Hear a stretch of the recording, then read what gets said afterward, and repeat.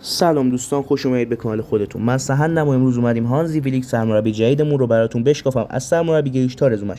اگه حال کردید ویدیو رو لایک کنید، کانال رو ساب کنید و زنگوله رو بزنید. هانزی فلیک متولد 24 فوریه 1965 آلمان هستش. پست مربی 59 ساله هافبک بوده و در باشگاه اسوی زاندهازن و بایر مونیخ و کلن بازی کرده. از سال 1996 سرمربیگری رو شروع کرد و از تیم‌های ویکتوریا بامتال، هوفنهایم به آلمان و بایر مونیخ و حالا بارسا.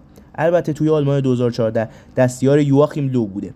فلیک بعد از اینکه به عنوان دستیار در بایر مونیخ انتخاب شد، بعد از اخراج کوهاش در 25 بازی 22 تا برد رو دست آورد و در سال بعدش یعنی 2020 با شکست 8-2 بارسا به فینال رفت و قهرمان لیگ قهرمانان شد و ششگانه رو به دست آورد.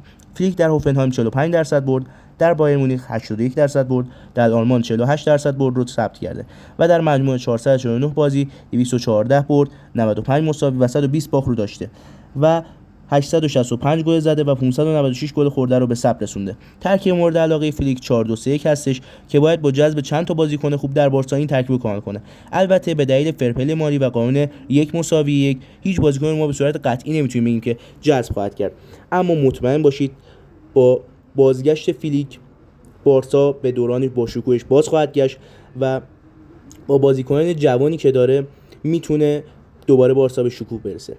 اگه تا حال کردی با این ویدیو به عشق بارسا لایکو بکوبید. ویسکا بارسا، ویسکا کاتالونیا. در مورد ویدیوی بعدی هم بگم که در مورد تاریخچه آکادمی لاماسیاس و چه بازیکن‌های بزرگی رو به فوتبال معرفی کرده. عشق منید. خداحافظ.